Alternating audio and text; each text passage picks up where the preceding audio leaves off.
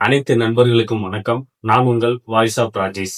தமிழ் சினிமாவுல ஒரு படம் ரிலீஸ் ஆகுறதுக்கு முன்னாடி எவ்வளோ கஷ்டப்பட்டு எடுத்து அந்த படம் தியேட்டருக்கு வருதுன்னு தெரியுமா? 10 மாச பிள்ளைய வகுத்துல சுமந்து பெக்கிற தாய்க்கு தான் அந்த கஷ்டம் தெரியுமாங்க. அந்த மாதிரி தான் ஒரு படத்தை முழுமையா எடுத்து ரிலீஸ் ஆகி தியேட்டருக்கு வர வரைக்கும் எவ்வளவு கஷ்டப்படுறாங்கன்னு அந்த ப்ரொடியூசர் தெரியுமா? ஆனா ரிலீஸ் ஆகாத ஒரு படத்தை லீக்கான ஃபுட்டேஜை மட்டும் வச்சு ஏதோ ஆன்லைன்ல சமூக ஊடகங்கள்ல ரிலீஸ் ஆன காட்சிகளை வச்சு அந்த படத்தோட முழு கதையும் தன்னோட சேனல்ல ரிவ்யூவா போடுறது, படத்தோட ஃபுல் ரிவ்யூ அப்படின்னு சொல்லி போடுறது எந்த விதத்துல நியாயம்? இன்னைக்கு நம்ம பேச போறது சாட்டை துரைமுருகனும் ஜனநாயகன் படத்துல லீக்கான ஃபுட்டேஜை பத்தியும் தான். இது ஒரு தனி மனிதன் விமர்சனம் இல்லைங்க, இது ஒரு சட்ட விரோதமான செயல். வீடியோவை ஃபுல்லா பாருங்க. இப்பதான் ஃபர்ஸ்ட் டைம் நம்ம வீடியோ பாக்குறீங்க அப்படின்னா மறக்காம சப்ஸ்கிரைப் பண்ணி வச்சுக்கோங்க. கூடவே அந்த பெல் பட்டனை கிளிக் பண்ணி வச்சுக்கோங்க. அப்பதான் நம்ம போடுற வீடியோ ஃபுல்லா உங்களுக்கு நோட்டிபிகேஷன்ல வரும். ஜனநாயகன் படம் இனி சென்சார் சர்டிபிகேட்டும் கொடுக்கல, படம் முன்னே தியேட்டர்லயும் ரிலீஸ் ஆகல.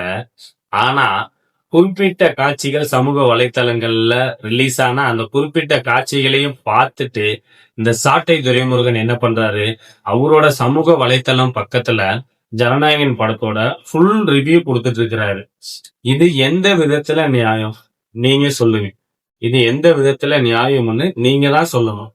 ஒரு படத்துல படமே இன்னும் சென்சார் ஆகல, படம் இன்னும் தியேட்டருக்கே வரல, சமூக வலைத்தளங்கள்ல ரிலீஸ் ஆன காட்சிகளை பார்த்துட்டு, ஆனா அவரே சொல்றாரு ஃபுல் வீடியோவில் படத்தை நான் இன்னும் டவுன்லோட் பண்ணல, ஆனா பண்ணிட்டேன் அப்படிங்கிற மாதிரி பேசிட்டு இருக்கிறாரு.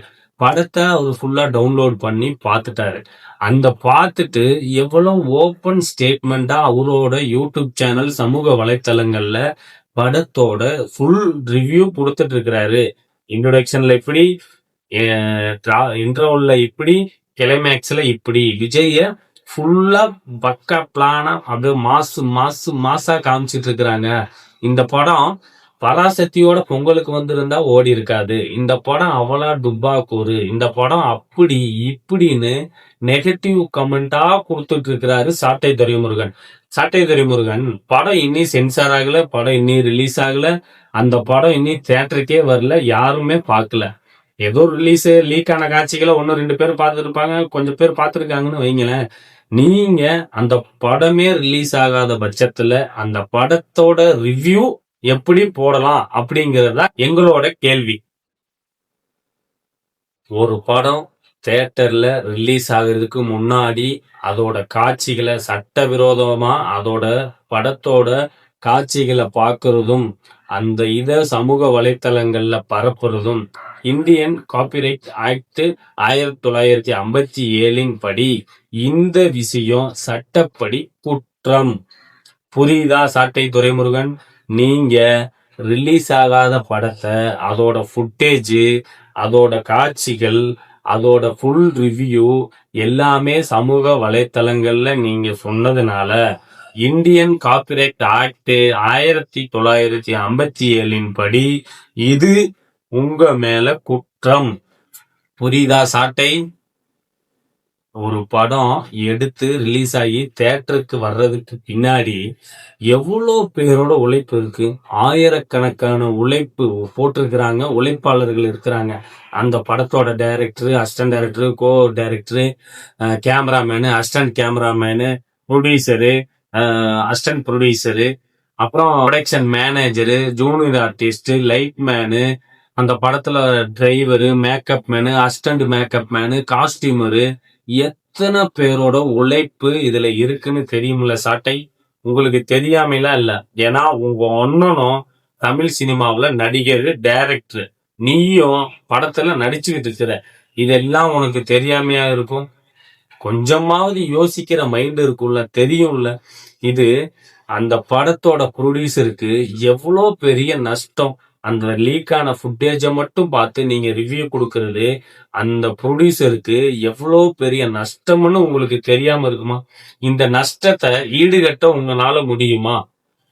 யாரோ ஒருத்தன் சின்னவன் தெரிஞ்சவன் யாரோ ஒருத்தன் எங்கிட்ட யூடியூப்ல ஏதோ ஒரு இதுல, இன்ஸ்டாகிராம்ல, ஃபேஸ்புக்ல இல்ல சமூக வலைதளங்கள்ல பரப்புறான் அப்படின்னா, நீங்க ஒரு அரசியல் கட்சியில தமிழ்நாட்டுல பார்க்கக்கூடிய மிகப்பெரிய அரசியல் கட்சியில நீங்க ஒரு ஆள்.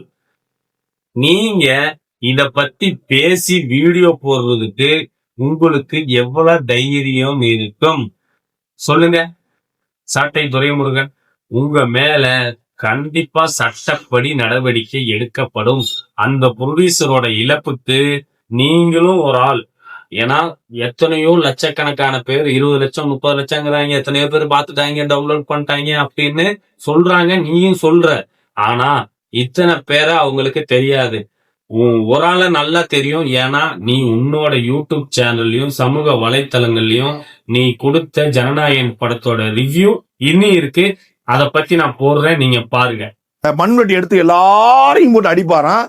ஜெயிலர் வந்து குச்சை சாப்பிட்டு உட்காந்துருப்பாராம், கோனை சாப்பிட்டுக்கிட்டு. திரு சாட்டை துரைமுருகன் அவர்களே, சட்டவிரோதமா இந்த படத்தை நீங்க லீக் பண்ணனால உங்க மேல கண்டிப்பா ஆக்ஷன் வரும். ஏன் அப்படின்னா சைபர் கிரைம் போலீஸ்ல கேவிஎன் ப்ரொடியூசரு இத பத்தி சைபர் கிரைம்ல கம்ப்ளைண்ட் கொடுத்திருக்கிறாரு. இத போலீஸ்காரங்க விசாரிச்சு வரும்போது கண்டிப்பா உன்னோட ரிவ்யூ வீடியோவும் மாட்டும், நீயும் மாட்டுவ. ரெடியா இருந்துக்க. இத பத்தி கொஞ்சம் கூட பயக்காம விஜய டேமேஜ் பண்ணணும் அப்படிங்கிற ஒரு நோக்கத்துல அவரோட சாட்டை துரைமுருகன் யூடியூப் சேனல்ல ஜனநாயகன் படத்தோட ரிவ்யூ போட்டிருக்கிறாரு. சினிமாவுல ஒரு படம் ரிலீஸ் ஆகுது அப்படின்னா அதை பத்தி பேசி ஒரு ரிவ்யூ கொடுக்கறது, அந்த படத்தை பத்தி பேசுறதுக்கு எல்லா தனி மனிதனுக்கும் உரிமை இருக்கு. இத பத்தி யாரும் தப்பு சொல்லல. என்ன, ஆனா சட்டவிரோதமா ஒரு லீக்கான காட்சியை எடுத்து விமர்சனம் பண்றது சரியா தப்பாங்கிற உங்களோட கருத்தை கீழே கமெண்ட் பாக்ஸ்ல சொல்லுங்க. சினிமா மேல உண்மையா ஒரு அன்பும் பற்றும் இருந்துச்சு அப்படின்னா இந்த லீக்கான காட்சிகளை தயவு செஞ்சு சொல்றேன், உங்களை வேண்டி விரும்பி கேட்டுக்கிறேன், உங்களை கையெடுத்து கும்பிடுறேன், இந்த ஃபுட்டேஜை யாருக்கும் ஷேர் பண்ணாதீங்க ப்ளீஸ். இந்த வீடியோ பிடிச்சிருந்தா மறக்காம லைக், ஷேர் பண்ணி சப்ஸ்கிரைப் பண்ணி வச்சுக்கோங்க. மீண்டும் இன்னொரு வீடியோவில் வந்து நான் சந்திக்கிறேன். அதுவரை உங்களிடமிருந்து விடைபெறுவது நான் உங்கள் வாய்ஸ் ஆஃப் ராஜேஷ். நன்றி.